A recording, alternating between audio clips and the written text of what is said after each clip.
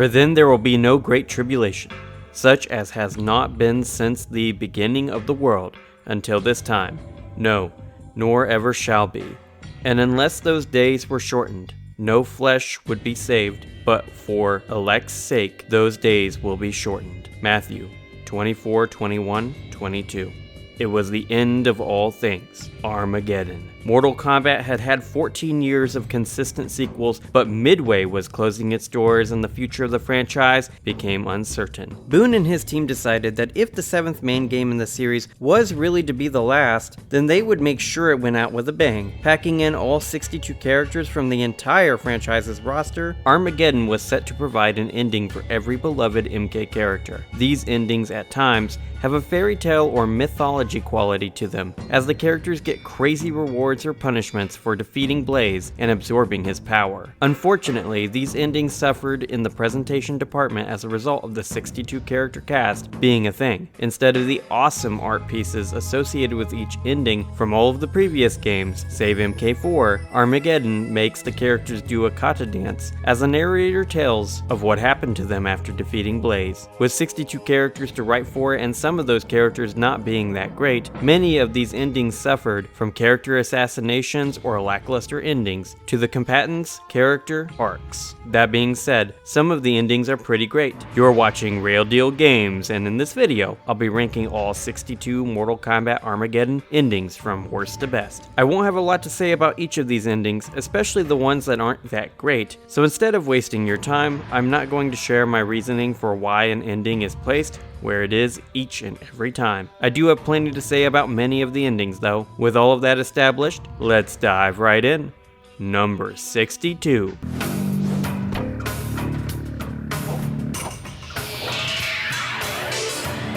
The power of Blaze drew chi from all the combatants and funneled it into Jarek. He suddenly felt as if death itself were guiding his actions. Laughing maniacally, he sealed off the crater and unleashed a storm of fatalities upon his fellow warriors. None could escape the maelstrom of deadly energy. When at last the tempest abated, Sub-Zero's spine lay quivering next to Kano's still beating heart, and armless Jax knelt beside the two halves of Kung Lao's body. Jarek had finished them all. The only thing about this ending that is kind of funny is the way that Jarek uses the classic fatalities for an assortment of characters, like Sub-Zero and Kano, on their original users. Beyond that, Jarek is incredibly weak in terms of characterization, and this ending does not change that. Number 61. Killed in the shockwave of Blaze's violent death, Su Hao's corrupt soul descended into the Netherrealm. As his soul began to regain a physical body, Su Hao became his true self, a demon of emptiness and desolation. Leading an Oni horde, he defeated Shinnok and his minions. He now sits upon the throne of the Netherrealm. Su Hao is often called the worst character in the franchise, but I don't know if that's necessarily true. He's definitely at the bottom, don't get me wrong, but he at least has his good fatality from Deadly Alliance and this ending going for him, which is quite possibly more than what Jarek has. I could definitely be convinced that Jarek is the actual worst character in the whole series is all I'm saying. Su Hao would then be a close second worst. Number 60. Flames lashed at Motaro's body as Blaze released his energy. The searing pain consumed Motaro as he staggered about the top of the pyramid. When at last the fire dissipated, Motaro felt the familiar sensation of walking on 4 legs. He had undone the curse that had transformed his centaur race into minotaurs. With renewed purpose, Motaro vowed that the Shokan would pay dearly for their treachery.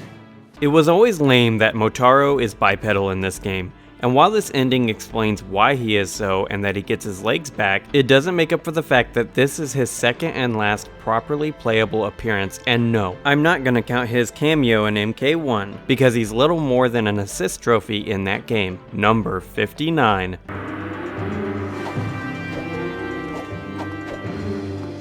As the battle raged, Chameleon camouflaged himself and raced to the top of the pyramid unseen.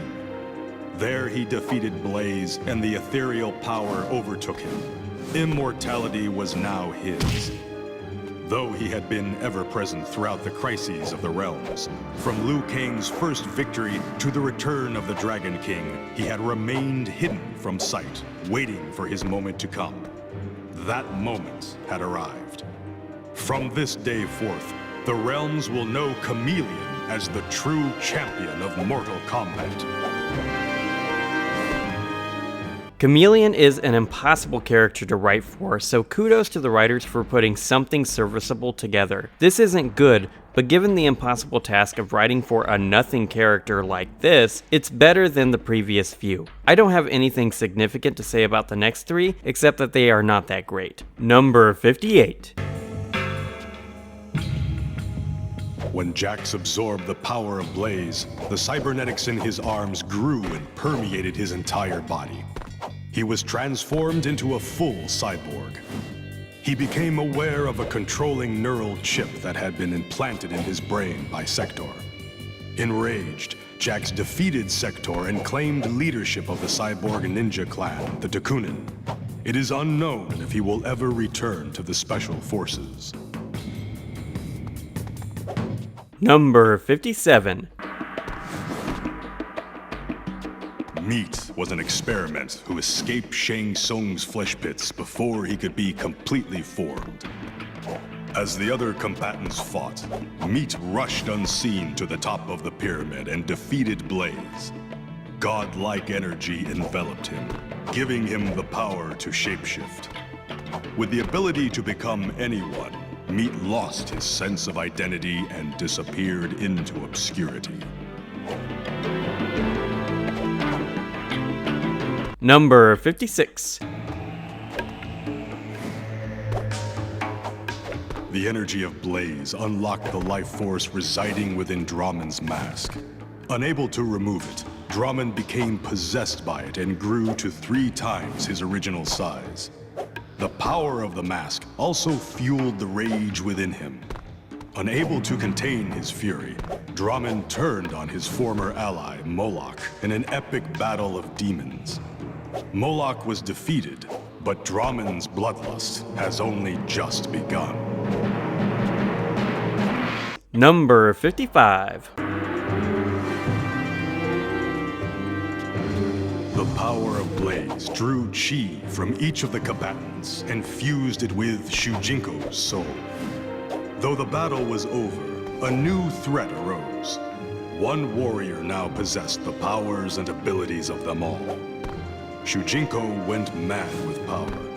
After slaying all present, he embarked on a new quest. He would challenge the Elder Gods for control of the realms.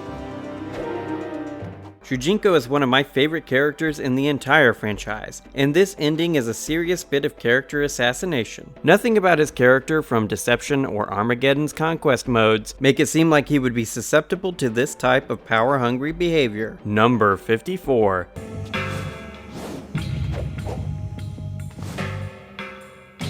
The forces of darkness defeated Blaze, and the Dragon King seized the prize for himself, attaining ultimate power. He immediately focused his wrath upon the one being he despised most, Shao Kahn. Long ago, Shao Kahn had stolen Outworld from him. Now Onaga would repay that treachery. Shao Kahn was beaten to the point of death, but Onaga would not see him die so quickly. He ordered Quan Chi and Shang Tsung to deal with the former emperor. While Onaga reclaimed his throne, Shao Kahn remained a captive in his own dungeon, tortured by those who had once pledged to him their allegiance. Just like Shujinko, this ending doesn't really fit Onaga that well at all. I don't see why his ending wouldn't have just been his unused one from Deception. That ending fits him much, much better than this one, especially since Onaga never seemed like the type of villain who would forego his grander plans and goals for petty revenge. Outside of Shao Kahn's Deception ending, Onaga's presence in the intro, and his ending here, Onaga never came across as a villain who would pleasure himself with the suffering of his enemies for all of eternity. His goal was to become the one being by fusing all of the Kami Dogu together, so why wouldn't he just do that here with the power from Blaze? Number 53. The power of Blaze opened Kai's mind, and he became psychically linked to the One Being. He could see the One Being's dreams, from which all of reality is formed. In deep meditation, Kai allowed his mind to wander the realms in search of knowledge. He witnessed the rise of Shao Kahn and his eventual demise at the hand of Liu Kang, the return of the Dragon King, and the final battle at the pyramid. But when Kai looked to the future, he saw nothing. Kai's ending implies that Armageddon does actually happen, but I wonder if this ending was some developer's way of saying there wasn't going to be another MK game after this, that the story was finished for good. Number 52. The fire of Blaze enveloped Dairu and formed around him a golden suit of armor. Enraged, Shao Kahn attacked, but the armor scorched his body with every blow. Dairu defeated the Emperor and claimed Outworld for himself. Under his rule, Outworld once again became the majestic realm it had been in ages past. Convinced of his good nature, Edenia and Earthrealm forged an alliance with Dairu that would ensure peace and stability forever. I don't really understand this ending for Dairu because nothing about his appearance in Deception made it seem like he had any interest in Outworld to any degree, nor did he seem to have any connection with Shao Kahn. It would have made more sense for Hotaru to be the enemy in this ending, and for Dairu to take over Sado or something like that. Number 51. The fire of Blaze burned away Striker's previous notion of justice. The power coursing through his soul inspired him to fight injustice on his own terms. No longer would he allow himself to be confined by the law. He would strike evil from the shadows, a vigilante who would show no mercy to the corrupt. He went into seclusion to prepare for his one-man assault on the wicked. Soon all the realms will know the name Striker. What a lame ending. I wish I could put this one lower, but the ones before this one go beyond being lame. At times they represent their characters in an awful way, make no sense, or are bad in some other way. Lame is better than bad, and that's what Striker's ending has going for it. Number 50. Upon defeating Blaze, a thunderous voice offered Kentaro 4 magic swords. Each would be infused with the power of any warrior of his choosing. Kentaro resolved to give the weapons the powers of fire, ice, chaos, and order. As if wielded by invisible hands, each blade found its victim and slew him. The vanquished souls were transferred to the weapons, and there they will reside. With the powers of Scorpion, Sub-Zero, Havoc, and Hotaru at his command, none will challenge Kentaro and live. Kentaro being in the first frame of Armageddon's intro has always been cool, and I wish his ending lived up to that introduction. For many people, myself included, this game was our first introduction to Kentaro. While the ending is not outright bad like some of the ones I've just covered, it's also not great. Number 49.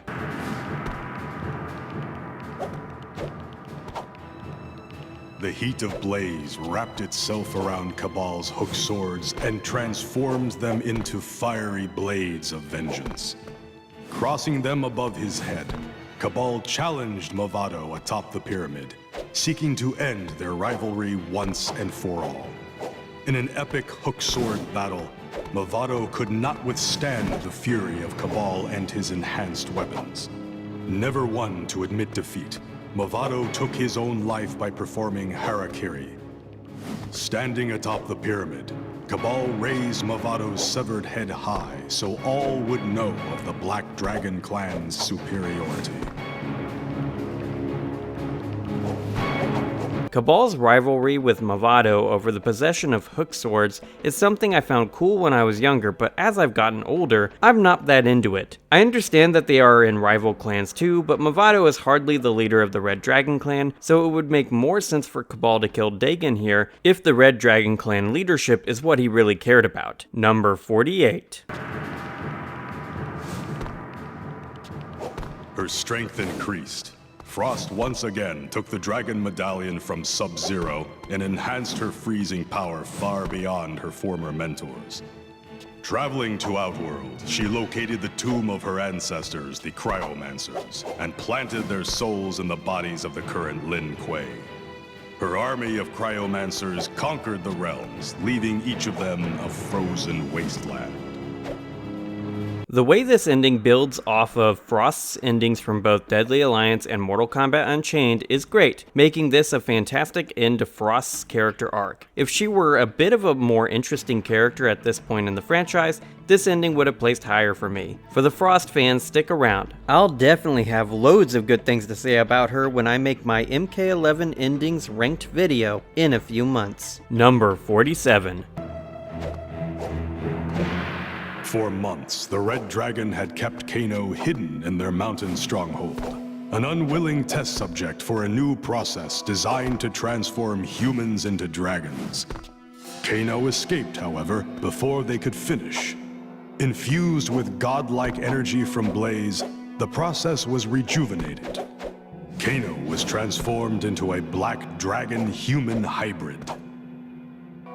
I actually have an interesting personal story for this ending. So, when I was a middle school kid, I was writing this story, a kind of like battle school anime thing, and each of the characters were either people I knew or myself with some type of transformative elemental power that functioned similar to transformations in other shonen, like Frieza's in Dragon Ball Z. My self-insert character's transformation was into a dragon, and this made me incredibly disappointed with this ending because I hated thinking my character had anything in common with Kano. I was a kid, so of course this was a smooth-brained, immature take, but even as an adult, this ending isn't the best. Kano's MK11 ending does a better job of showing off what Kano would do with godlike power than this does. Number 46. Absorbing the power of Blaze, Kitana attained a psychic connection with the Elder Gods and became their champion. To preserve the integrity of the realms, she formed an all-female fighting force whose members included Sindel, Jade, Sonya, and Li Mei. Together, they laid waste to the forces of darkness and trapped them in the Netherrealm forever. Why Li Mei is one of the female fighters in this squad will always confuse me. Everyone else makes perfect sense, but Li Mei is clearly the odd girl out, having no connection to the other four at all really, beyond maybe Bo Raicho's ending in Deception where she is shown to be a part of Kitana's army. But we never really see Li Mei interact with Kitana beyond that, at least until the timeline 3.0 starts with MK1. Number 45.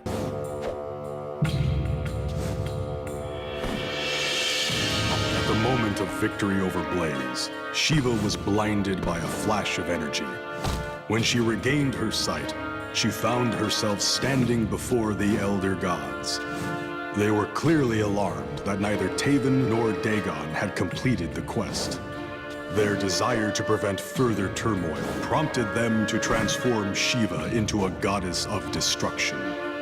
One by one, she laid waste to the realms using a powerful Kamidogu. When the realms reformed, nothing was as it had been. Number 44. The fire of Blaze burned away the curse responsible for Kenshi's blindness. Not only was his sight restored, but he gained increased sensitivity in his other senses as well. As time went on, however, he found the sensory bombardment unbearable. Kenshi retreated to a remote mountain cavern where he remains isolated in a darkened, soundless chamber. Number 43.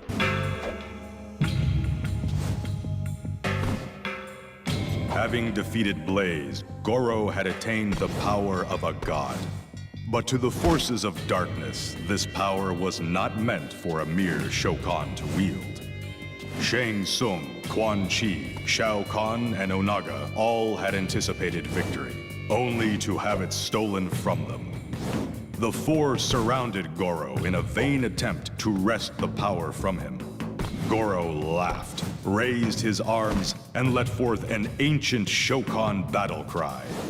From out of nowhere, an army of Shokan warriors stormed the pyramid and slaughtered the 4 attackers. The Shokan race will rule Outworld forever. This kind of makes up for the sheer character assassination Goro experienced in the lore of Deception, but it would have been even better if that faulty characterization didn't happen in the first place. With some slight rephrasing, I might have put the ending a bit higher too. Instead of killing his previous masters, out of a sense of honor for the treaty he signed for Katana, he does it out of self-defense, which cheapens Goro's storyline a bit. Number 42. The Oni destroyer Moloch absorbed the gift of godlike power from Blaze and was transformed into a destroyer of worlds. In a gesture symbolic of his new power, he slammed his fist against the pyramid, completely shattering the structure. Moloch then laid waste to Edenia, transforming it into a barren wasteland not unlike the Netherrealm. Because he destroyed the Edenian portals, however, Moloch was trapped there, a victim of his own destructive rage. Moloch destroying his only exit from Edenia is a genius bit of hamartia. The image of him raving mad in a dead realm fits this character perfectly. Number 41. Movado felt the fire of Blaze awaken something within him. Focusing his mind, he found he could control anyone bearing the Red Dragon symbol. Telepathically guiding his clan in battle, Movado quickly subdued the Special Forces and the Black Dragon clan. He then tattooed their faces with the mark of the Red Dragon, so they too would serve him. As his forces grew, Movado gained full control of Earthrealm. The idea that Movado gets the power to control anyone with a specific tattoo on them is an incredibly unique and interesting power for a character to wield. Number 40. The Dragon Medallion, having amplified the godlike power granted him by his victory over Blaze, Sub-Zero was no longer a mere warrior, but an ice god. He was, however, a false god. He had become a deity without the consent of the Elder Gods, who sent their champions to hunt him down and destroy him. Number 39. Blaze had dissipated, but the power he had released flowed into Serena. She lay unconscious atop the pyramid until Sub-Zero revived her. Examining her hands, she found that she had gained the ability to freeze. Serena confronted her old master, Quan Chi, and froze him solid. She and Sub-Zero hid the sorcerer in the Lin Kuei Temple, where he will remain forever suspended in a block of ice.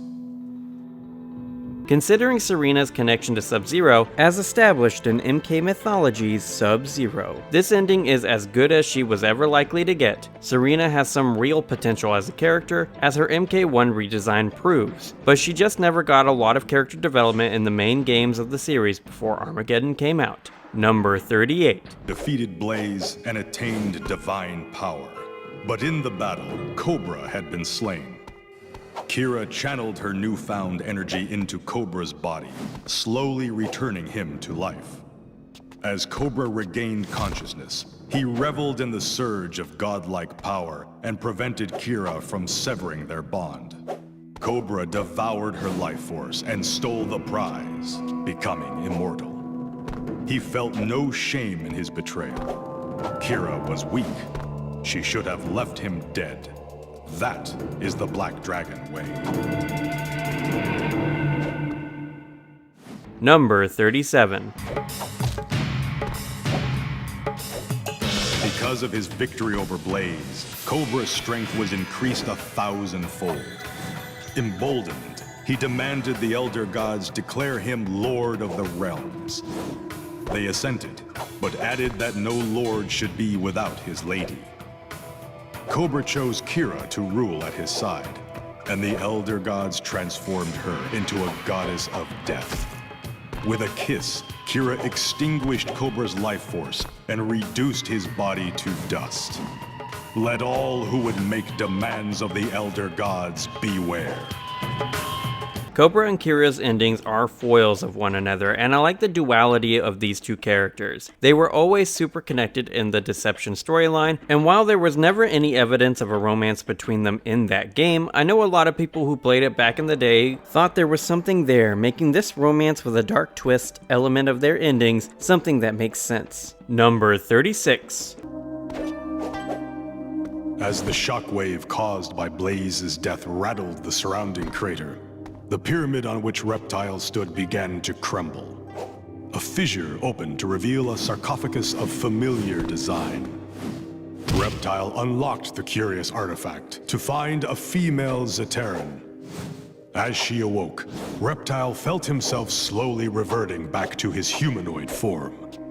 The glory of Zaterra will return once more. Number 35. The half-brother of Taven and Dagon, Rain absorbed the power of Blaze and became a full god. I had not anticipated that the victor would be the son whose true identity I have hidden for so long. I bestowed the title of Protector of Edenia on Rain, but my pride in my son was misplaced. He uses his power to enslave Edenia, and now that I have ascended to Elder God status, I am forbidden to stop him. It's odd that Rain gets to ascend to godhood without permission while Sub-Zero gets hunted for doing the same, but I guess when Argus is your father, you get a little nepotism. Number 34. As the energy of Blaze coursed through Fujin, it transformed the Wind God into a storm of justice. His power increased exponentially. He created a new realm from the shattered remnants of worlds that had fallen victim to Shao Kahn's aggression. From there, the forces of light will stage their operations, with Kung Lao as Fujin's commanding general. Number 33. The fury of Blaze's destruction killed all those present at the final battle. Mocap was ripped apart, his soul cast into the Edenian sky. His name is taught in Edenian astronomy to this day. He is the constellation Mocap. Legends will forever tell of how the Earthrealm warrior saved Edenia from Armageddon. This is clearly a joke ending, but the funniest thing about it is that Mocap really does avert Armageddon by defeating Blaze. Killing all of the combatants present at the Temple of Argus is exactly what would end this crisis. Number 32. The fire of Blaze transformed Tanya into a being known as a Dragon Caller. With a mere thought, she was able to summon dragon spirits from the ether into corporeal form. With an army of dragons at her command, she conquered the universe realm by realm. Soon Shao Kahn himself would call her Master. Number 31. Johnny Cage defeated Blaze, and the power of the gods rushed through him. He gained superior strength and dexterity, but more important, a new insight into his existence. With the help of Shaolin masters, he renounced his superficial former life and became enlightened. This ending almost foreshadows Cage's MK9 ending and his dynamic characterization during the NRS era of MK. Number 30. When the godlike power of Blaze flashed through Reiko's body, he felt his old desire for power return more intensely than ever before. Now more powerful than even Shao Kahn, Reiko defeated the Emperor and claimed his helmet. As he placed it on his head, his body fused with it, transforming him into a warlord of unprecedented savagery. Number 29. Upon defeating Blaze, the pyramid shrank and transformed into a golden ring. The ring granted Darius access to my vault, wherein lay the treasure rightfully due my sons Taven and Dagon. The powerful artifacts allowed Darius to finally defeat Hotaru and conquer the Realm of Order. But the items were meant only for my lineage to wield. I have now sent Taven and Dagon on yet another quest. They must work together to defeat Darius and retrieve what he has stolen. Number 28.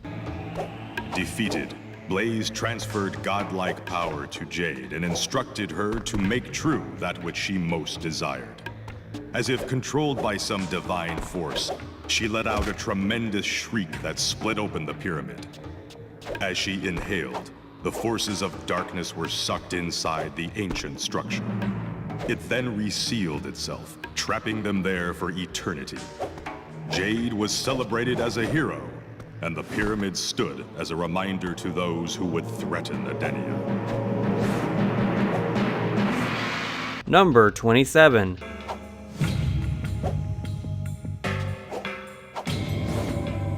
With the power of Blaze within him, Baraka would never again serve another. Summoning Shao Kahn and Onaga before him atop the pyramid, he gave them a choice. Submit to Lord Baraka or die. They responded by attacking the Tarkatan. In a flash, Baraka's blades grew to twice their normal length and pierced his former masters through their hearts.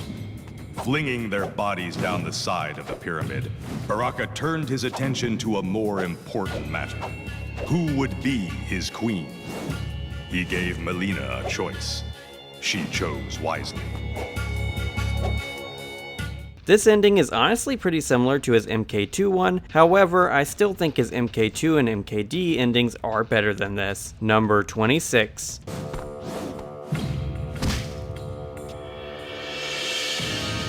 Shinnok had anticipated the elimination of all the combatants present at the final battle. He sent his doppelganger to aid Dagon in defeating Blaze. But with Dagon's unexplained disappearance, the false Shinnok defeated the Fire Spawn. The power of Blaze breathed life into him, making him as powerful as the real fallen Elder God. Shinnok must now face himself if he is to rule supreme.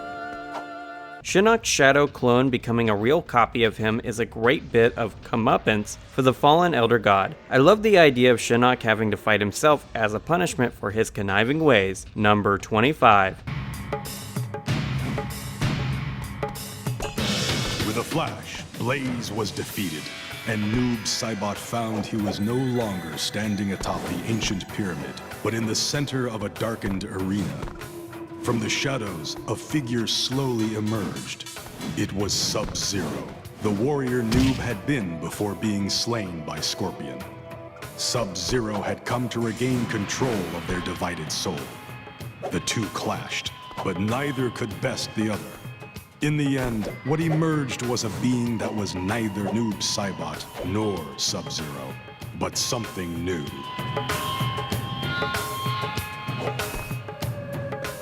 This ending confirms that half of the original Sub-Zero's soul was evil, making Bihan's appearance in MK1 more likely than a lot of MK fans might like to admit. The first Sub-Zero always trended towards evil, maybe not in the 1992 original, but in the subsequent media following that, and that's primarily because of the corruption that makes up for half of his soul. Number 24.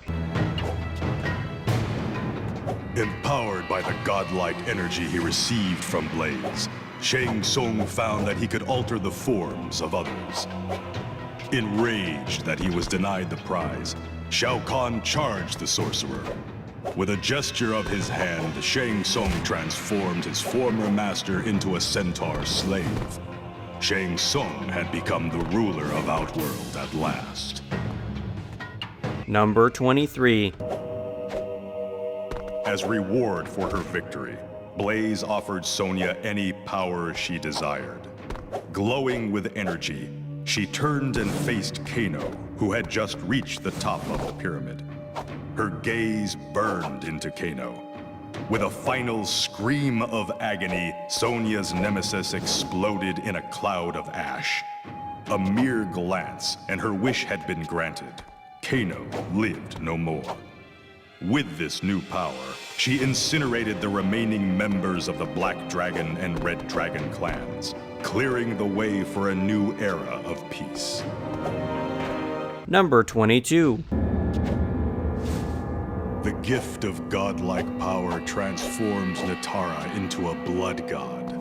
Horrified, the combatants fled from the pyramid, but none were spared her wrath. Beginning with Shao Kahn, she mutated each of them into her vampire slaves. With the most powerful warriors in the universe at her command, Natara and her unstoppable army easily conquered the realms. Number 21.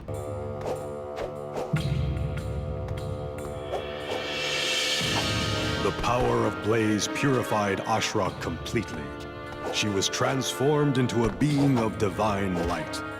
Her radiance soothed even the darkest of souls. With new purpose, she traversed the realms in search of evil, pacifying the wicked. Her mission came full circle when at last she purified the sorcerer who would have her slain, Quan Chi. Number 20.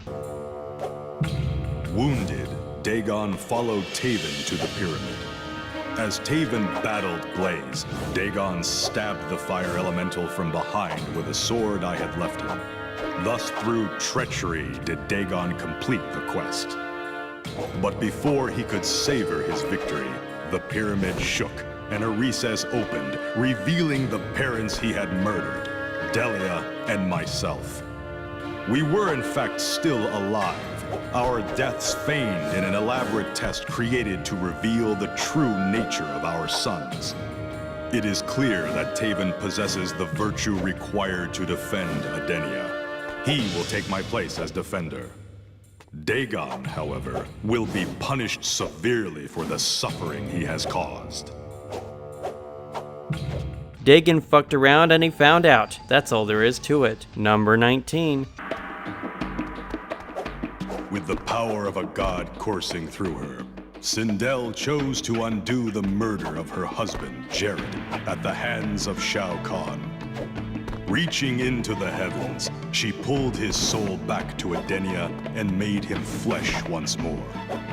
The reunited Jared, Sindel, and Katana formed the Triad of the Just to protect the realms from tyrants like Shao Kahn. Number 18.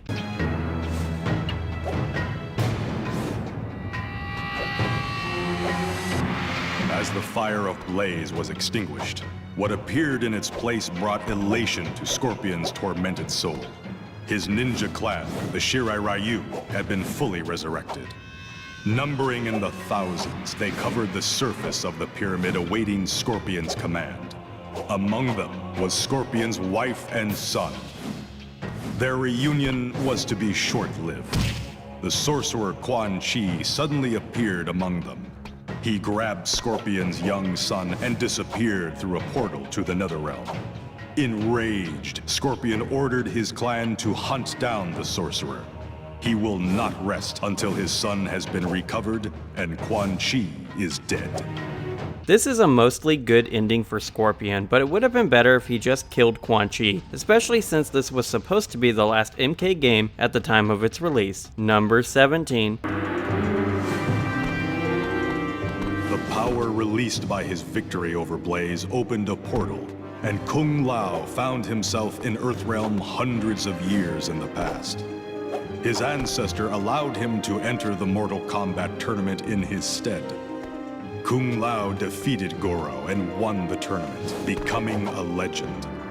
As a result, Liu Kang never competed, and Kung Lao's rivalry with him never came to be. Kung Lao does essentially the same thing in his MK11 ending, but better. I'm fine with that repetition though, because this is truly the best possible ending for this guy. Number 16. Upon defeating Blaze, Boraicho was transported to the heavens. He stood before me, a humble warrior unsure of his fate in the presence of a god. I had looked into his soul and found that he was a good man and a powerful warrior. Outworld needed a protector, a task for which Boraicho had more than proven himself worthy. At my request, the Elder Gods breathed their life force into him, transforming the once humble warrior into a god. Boraicho had become protector of Outworld. Number 15. Upon defeating Blaze, the power that surged through Sector linked him with his fellow cybernetic ninjas, Smoke and Cyrax. Becoming one mind, they were joined in an abomination of flesh and technology. The realms will soon tremble at the coming transformation. All will bow to the new god. I get Akira vibes from this ending.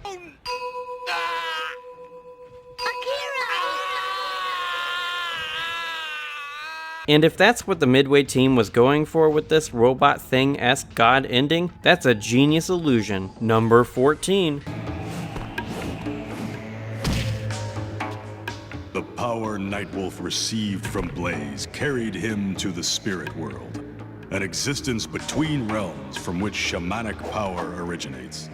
He became a living ghost, the ultimate shaman. Nightwolf found his ally, Liu Kang, lost in the spirit energy, and guided him back to the physical world. Nightwolf then reunited Liu Kang with his body. Number 13.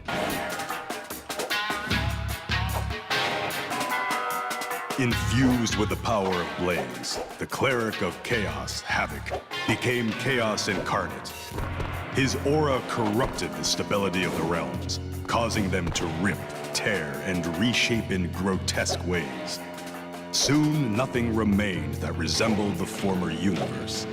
Havoc's dream had been realized. Ultimate chaos had been achieved. Number 12.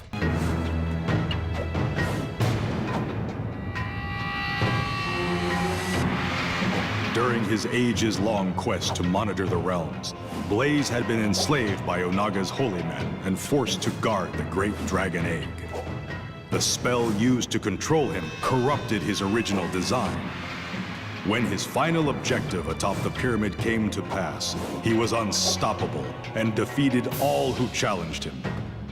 As foreseen by the sorceress Delia, Armageddon began in the Edenian crater and spread throughout the realms, shattering reality until there was nothing.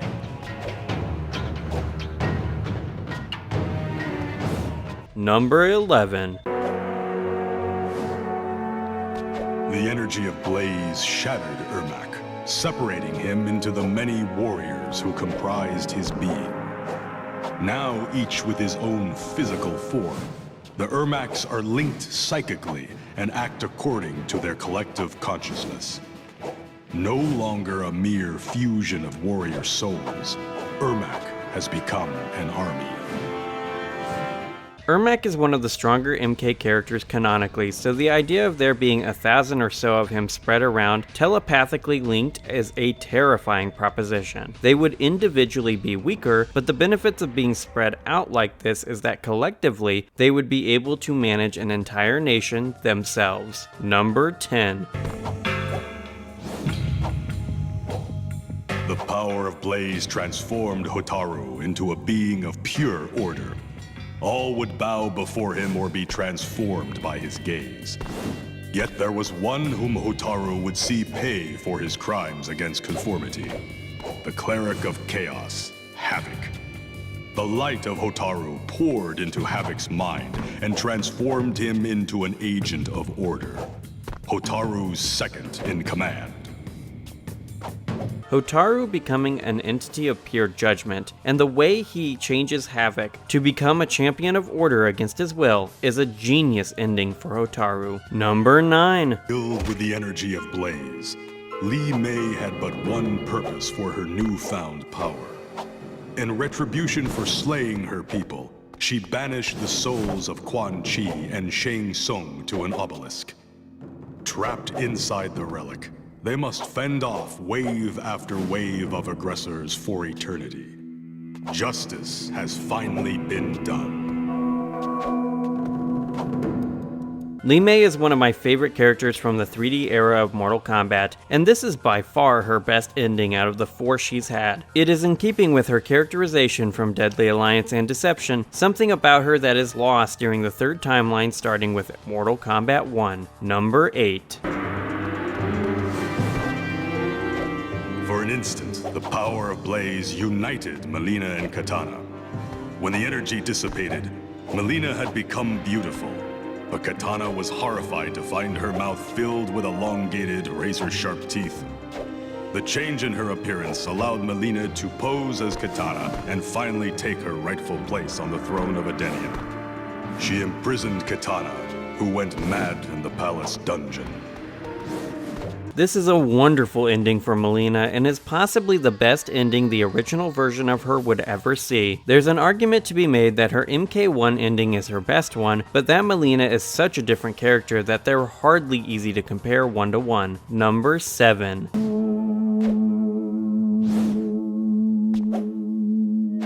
The defeat of Blaze enhanced Quan Chi's already powerful sorcery beyond his imaginings. The surge of energy was so great that it shattered his medallion. In his arrogance, Quan Chi ascended from Edenia to assault the heavens. There he confronted me, with the Elder Gods at my side. The quest had been an elaborate trap designed to pinpoint the true source of disruption in the realms. As punishment, Quan Chi was transformed into a Kamidogu, the very medallion he had carried with him for so many years. The Elder Gods cast the magical item back in time, at the exact point where Shinnok had first discovered it. The 4D chess Argus plays in this ending to discover why the realms are at risk of annihilation is insane. He's right that Quan Chi is the root of all the major conflicts in the realms though, as Quan Chi is the reason Scorpion becomes a Revenant, Shinnok gets free from the Netherrealm, the Deadly Alliance is formed, and the Dragon King's army is resurrected. Number 6. My world has been ripped to pieces. I awoke in a foreign realm, forced to complete a quest set forth by my parents, Argus and Delia. This quest, though intended to save the realms, has destroyed my family. My brother Dagon became obsessed with winning the ultimate prize of full godhood and murdered our parents. And in his madness, he sought to destroy me as well. Orin and Karo, dragons loyal to our family for ages, were not spared from the curse this quest has wrought. Dagon enslaved Karo to serve his own ends. The sorcerer Quan Chi killed Orin, who was my guardian. Though I had nothing left, I was determined to complete the quest. I faced many combatants, fighting my way to the top of the pyramid until at last I alone defeated Blaze in mortal combat. The energy released by his death passed through me, granting me full godhood. The excess power then filtered through my armor and passed into the other combatants. Though this energy was to have one of two effects on them, death or annulment of their powers, a third, unforeseen outcome resulted. The quest did nothing to resolve the instability of the realms. But as protector of Edenia, I vowed to stave off Armageddon until a solution can be found. Taven is not a particularly strong character in terms of his writing, but this ending is one of the better ones, perfectly tying into the conquest mode of the game and providing a fairly satisfying conclusion to what was supposed to be the final game in the franchise. Number 5. When he defeated Blaze, elemental powers surged through Cyrax and shattered his cybernetics.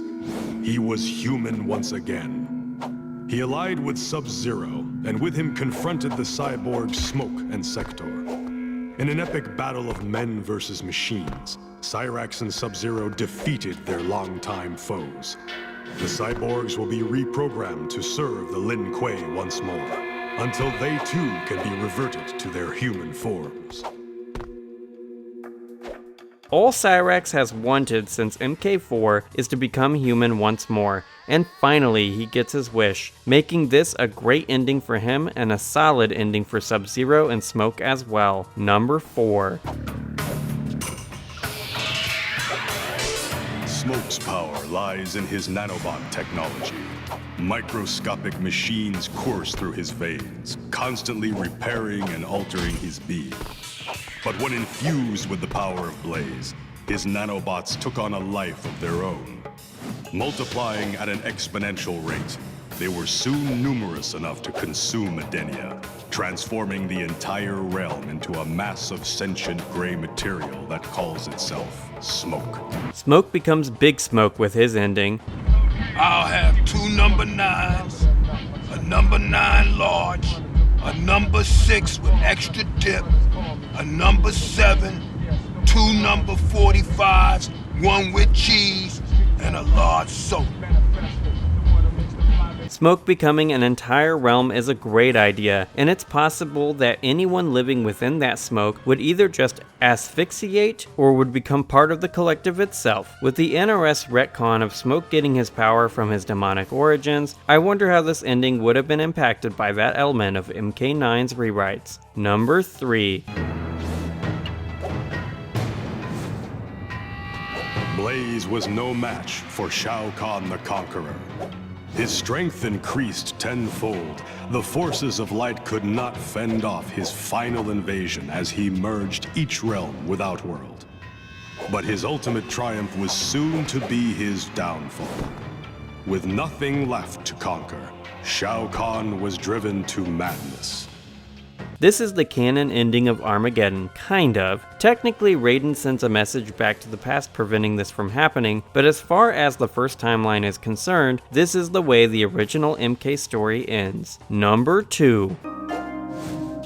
The Thunder God, Raiden, overpowered Blaze and absorbed the energy intended to transform the sons of Argus. His strength enhanced beyond that of other gods, Raiden became a deity of unimaginable power. Releasing his fury upon the realms, he destroyed them all. None would threaten Earthrealm again. In a weird way, Raiden achieves his goal of preventing the invasion and merger of Earthrealm to Outworld here. However, this destruction is clearly the byproduct of his corrupted soul post-resurrection. To think that this ending or Shao Kahn's victory are the only 2 possible outcomes of Armageddon, as implied by the MK9 intro through the way both of them are the only 2 left atop the Pyramid of Argus, is horrifying in retrospect. If Raiden managed to stop Shao Kahn in that intro, he would have been responsible for the destruction of the universe, but in his defeat, the Warriors of Light have another opportunity to tip the scales in their favor. Number 1.